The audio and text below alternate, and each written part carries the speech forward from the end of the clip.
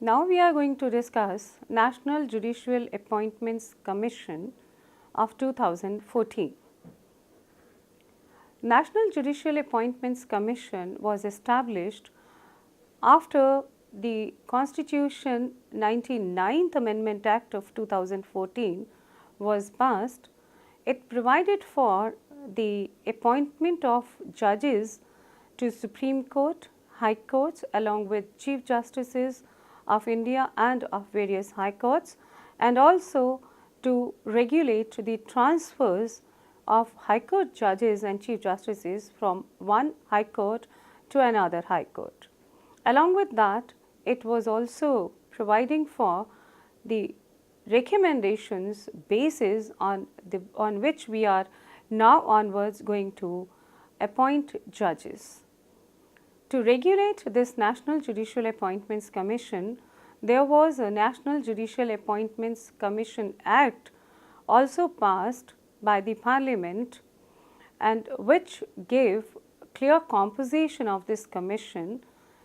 According to this Act, National Judicial Appointments Commission consists of 6 members, out of which 3 members will come from judicial side and 3 members will belong to executive. This commission would be headed by Chief Justice of India along with 2 senior most judges of Supreme Court.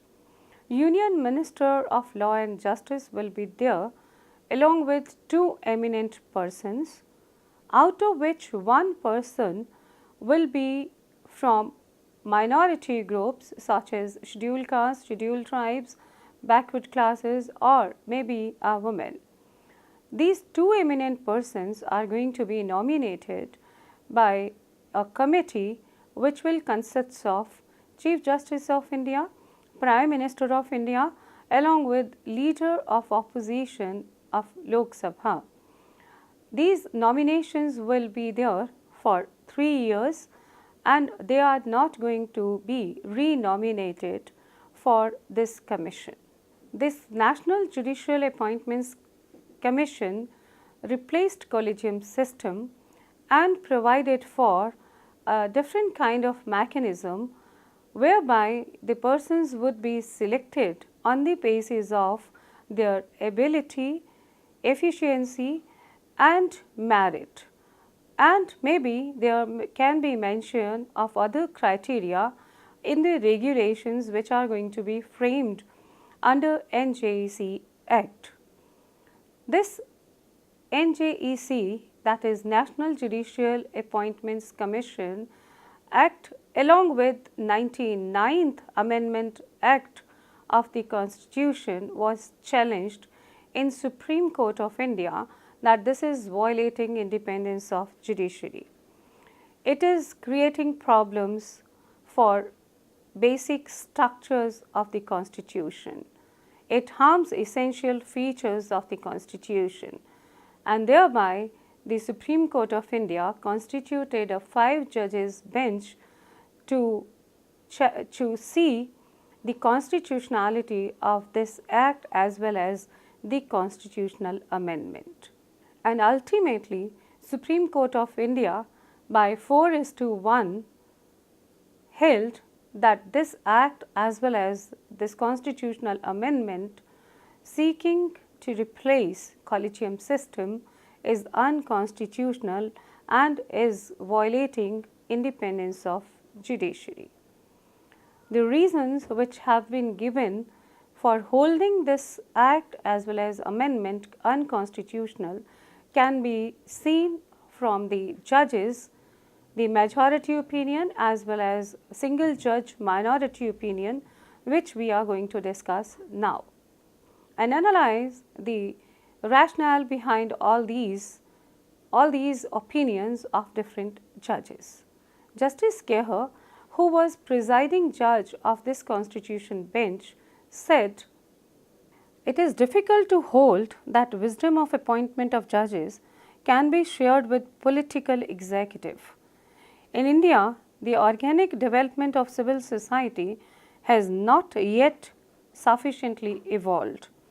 The expectation from judiciary to safeguard the rights of citizens of this country can only be ensured by keeping it absolutely insulated and independent from other organs of governance. He also said that the absolute independence of judiciary from other organs of governance protects the rights of the people. As in this judgment, each and every judge gave his individual opinion. Justice Lokur said that such void being created with regard to appointment of judges will give primacy to President of India, which will mean that there is no consultation with the Chief Justice of India or the judiciary, which will be violative of the constitutional provision as well as basic structure of the Constitution.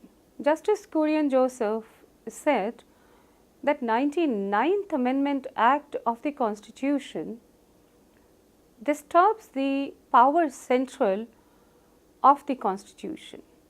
Power central here means that selection as well as appointment of judges to the higher judiciary belongs to judiciary, has to be done by the judiciary. And when we are making this 99th Amendment Act, this disturbs the constitutional fundamentals, because of which it shakes constitutional structure, changes the constitutional equilibrium, creates problems for democracy.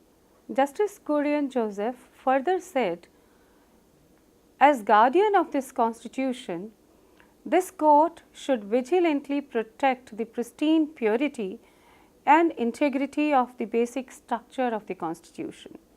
Direct participation of the executive or other non-judicial elements would ultimately lead to structured bargaining in appointments, if not anything worse. Any attempt by diluting the basic structure to create a committed judiciary, however remote be the possibility, is to be nipped in bud. Justice Adarsh Kumar Goel says that this amendment as well as the act is without any legislative competence and needs to be struck down. This new scheme which is there, not recognizing the primacy of judiciary, has to given a go by, because this is violating basic structure of the Constitution.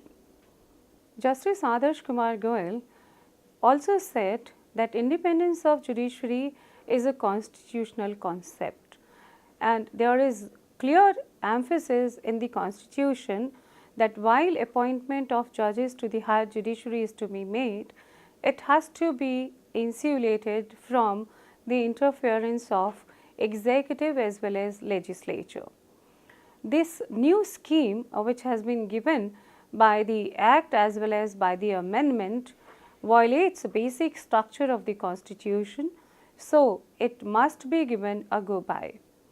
Parliament is not having any legislative competence to enact this NJAC Act, as well as constitutional amendment is also unconstitutional. These were the opinions given by 4 judges who are holding this act as well as constitutional amendment unconstitutional.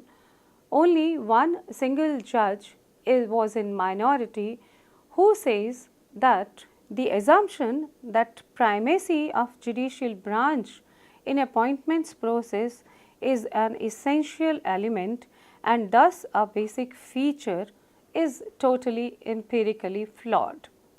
He further said that to hold that the government should be totally excluded from the process of appointing judges would be wholly illogical and inconsistent with the foundations of the theory of democracy and a doctrinal heresy. So, eventually with this judgment,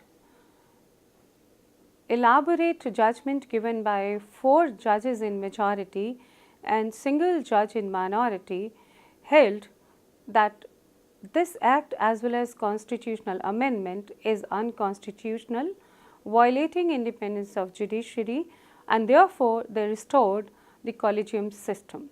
Simultaneously, they also said that collegium system which is in place also needs to be modified, has to be made more transparent and accountable, needs to be amended at the earliest opportunity.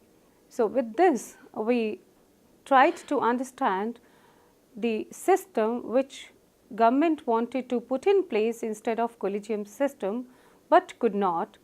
So, the government's effort to scrap collegium system and to introduce NJC in place of that could not succeed because of this Constitution Bench judgment.